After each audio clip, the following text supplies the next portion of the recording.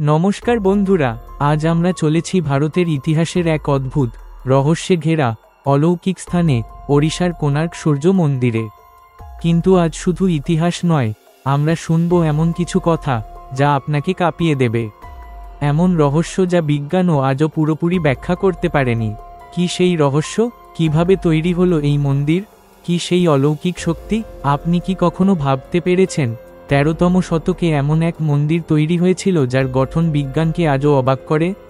তাই বন্ধুরা, ভিডিও শেষ পর্যন্ত দেখুন, কারণ একেবারে শেষ অংশে আপনাদের জন্য থাকবে আমার বিশেষ প্রশ্ন, যার উত্তর আমি আপনার কাছ থেকে চাই। তো চলুন শুরু করি কোণার্ক সূর্য মন্দিরের অলৌকিক রহস্য।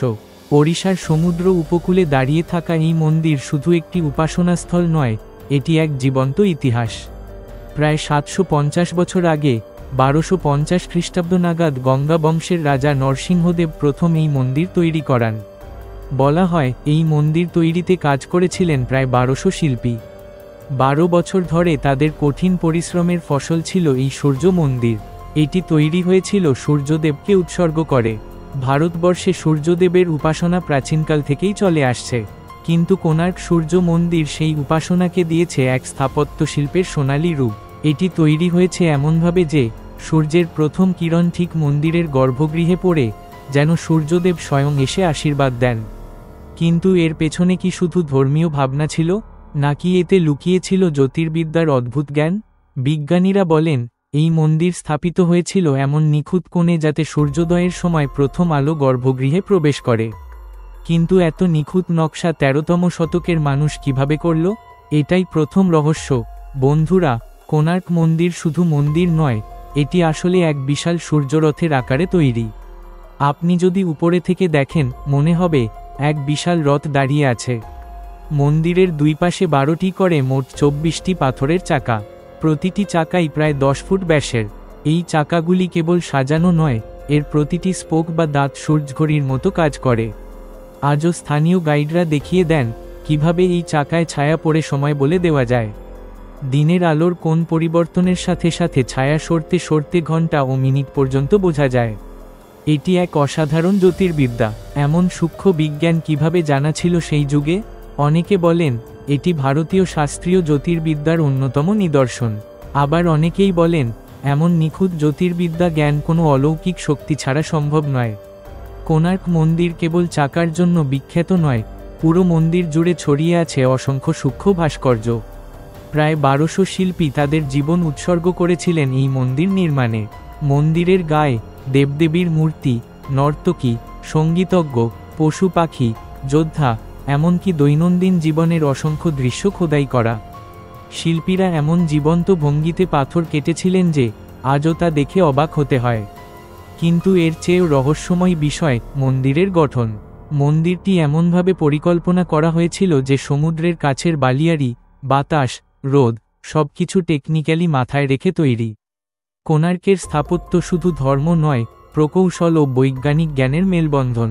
যখন আমরা আজকের কম্পিউটার ডিজাইন সফটওয়্যার ছাড়াই এইসব নিখুঁত নকশা দেখি, তখন একটাই প্রশ্ন জাগে, এরা কিভাবে পারল? কেউ বলেন এটা বিশ্বকর্মার আশীর্বাদ ছাড়া সম্ভব নয়। বন্ধুরা, এবার আসি সবচেয়ে জনপ্রিয় রহস্যে, চুম্বক পাথরের গল্প। বলা হয় মন্দিরের শিখরে ছিল একটি বিশাল চুম্বক পাথর। পুরো মন্দিরের কাঠামোতে লোহার ক্ল্যাম্প ব্যবহার করা হয়েছিল, কিন্তু সেই লোহার ক্ল্যাম্পগুলোকে সঠিক অবস্থায় ধরে রাখত ওই চুম্বক। পুরো মন্দিরের ভারসাম্য এই চুম্বক পাথরের উপর নির্ভর করত। আরেকটি কিংবদন্তি, সমুদ্রপথে যাওয়া নাবিকদের কম্পাস এই চুম্বকের কারণে নষ্ট হয়ে যেত। প্রাচীন নাবিকরা ভয় পেতেন এই মন্দির নাকি তাদের জাহাজ টেনে নেবে। পর্তুগিজ শাসকেরা নাকি এই চুম্বক পাথর খুলে ফেলে যাতে তাদের জাহাজের কম্পাস ঠিক থাকে। কিন্তু এই চুম্বক সরানোর ফলে মন্দিরের ভারসাম্য নষ্ট হয়ে যায়, আর ধীরে ধীরে মন্দিরের বড় অংশ ধ্বংস হতে শুরু করে। এখনও অনেক স্থাপত্য বিশেষজ্ঞ মনে করেন এর ভেতরের লোহার ক্ল্যাম্পের বিশেষ সংমিশ্রণ এক অলৌকিক ধাতুবিদ্যার নিদর্শন। কেউ বলেন প্রাচীন ভারতীয়রা এমন কিছু ধাতুবিদ্যা জানতেন যা আজ হারিয়ে গেছে। কোণার্ক মন্দিরের আরেকটি মর্মান্তিক, রহস্যময় কাহিনী, ধর্মপদ নামের এক বালকের গল্প। বলা হয় মন্দিরের ভিত্তি তৈরি হচ্ছিল না, যতবার বানানো হতো সেটি ধসে যেত।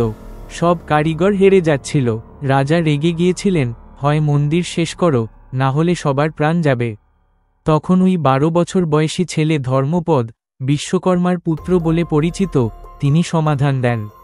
তিনি রাতারাতি গঠন ঠিক করে দেন। কিন্তু তখন সব মিস্ত্রি ভয় পেল, যদি রাজা জানতে পারে যে এই বালক এত বড় কাজ করে দিয়েছে, তাদের মান সম্মান নষ্ট হবে। তখন ধর্মপদ নাকি মন্দিরের শীর্ষ থেকে ঝাঁপ দিয়ে আত্মবলি দেন, যেন কোনো গোপন ফাঁস না হয়। আজও স্থানীয়রা বলেন, ধর্মপদের আত্মা মন্দিরের আশেপাশে ঘোরে। অনেকে রাতের বেলা অদ্ভুত কান্নার শব্দ শোনেন, যা নাকি সেই বালকের আত্মা। শুধু এটাই নয়, অনেকেই বলেন মন্দিরের বড় অংশ আজও সমুদ্রের নিচে চাপা। কোণার্ক মন্দির একসময় সমুদ্রের একেবারে ধারে ছিল। শোনা যায়, সমুদ্র একসময় এত উত্তাল হয়ে ওঠে যে মন্দিরের অনেক অংশ গ্রাস করে। বিবরণ আছে, কিছু পর্যটক দাবি করেন, সমুদ্রের ঢেউয়ের শব্দে তারা অদ্ভুত মন্ত্রোচ্চারণ শোনেন।